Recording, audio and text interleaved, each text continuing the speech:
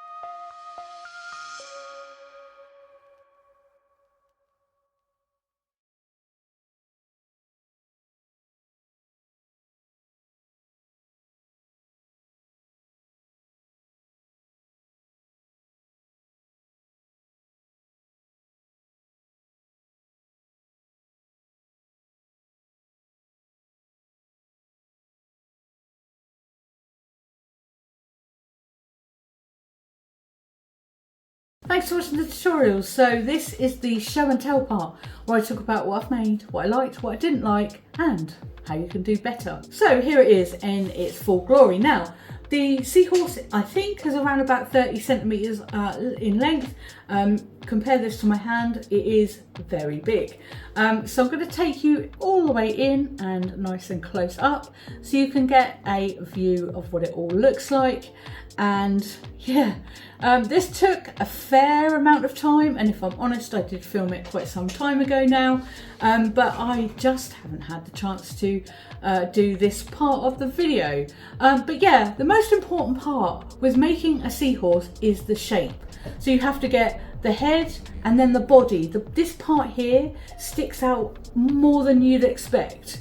And then the curly tail. So the most important part of a seahorse is this shape. If you do that, you pretty much can do absolutely anything else with it and it will definitely look like a seahorse.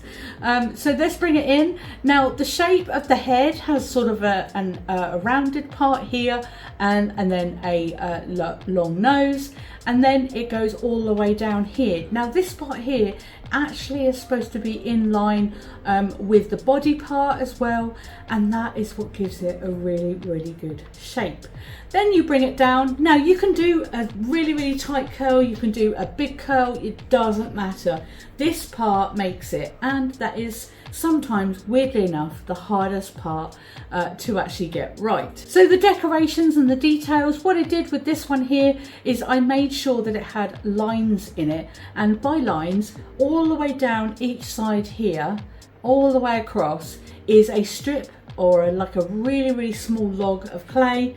And then I put them on first to trace around all of the body and the tail, and then I push down with a medium-sized dotting tool, which gives it kind of that indent, and with that the other parts stick up a little bit, which makes it look really cool. If I put it to the side just slightly, you can see the depth that it goes in a little bit here, and that is the idea of creating this kind of spiky look. Now what also creates that spiky look is putting the tiny little balls on them as well.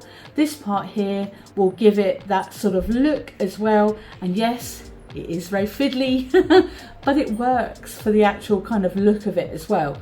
So let's bring it in. I did have mica powder on all of these to start off with, but sadly it rubbed off, or at least some of them did. So I took a Posca pen to it, and then it looked absolutely brilliant. And it does have almost like a dull look to it, so it doesn't have the sparkle that mica powder does have to it, but it does have a really nice matte look to it instead, which I really don't mind. Now the other thing to make sure that the seahorse does have is spiky bits all the way around the outside here, and then to decorate that I put some balls on the end there all the way along, and then yeah, just followed that all the way down here. I didn't put any on here because I found from the reference pictures that I was following it didn't have that on there, but I wanted to have this part to have sort of more of a detail, and I loved it like that. And then the tail all the way down to the bottom there until it reaches the point. Now the other thing I did use, which I stuck on afterwards, worked out really well, and I wasn't originally going to use them, but I just thought they looked really good. And these came from Temu, these sort of balls. You can't do anything with them other than stick them to something. They don't have a thread hole, it's literally just pieces of plastic, and of course with that you need to glue it on afterwards.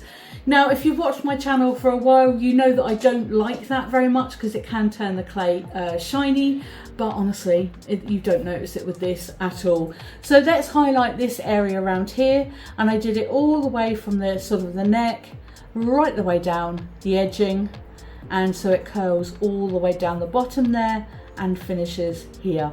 And I love the look. It just made it sort of different, I suppose.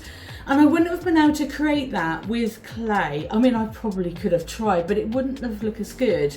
I just like the sort of the bubble effect. You could make a seahorse with all of them on there, just in sort of the plastic form. So if you wanted to bake the basic seahorse and then decorate it with other things, you just can't put it back in the oven. And I didn't want to do that. I wanted to have the majority polymer clay, and then have just the decorations with something that I had to glue on, and that's generally the way I do it.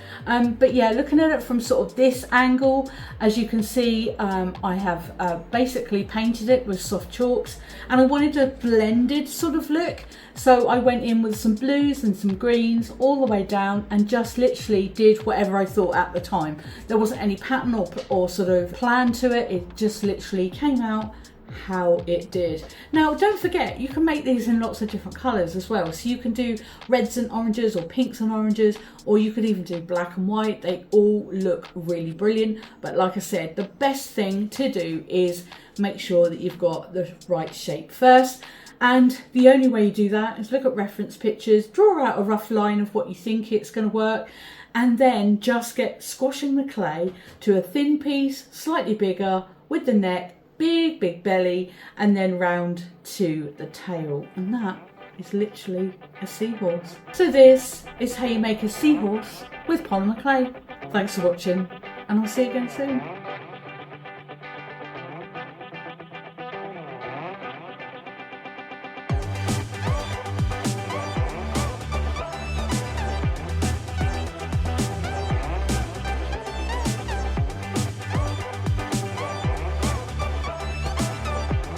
That's where it came from, the oi, oi, oi, oi, oi, oi, oi.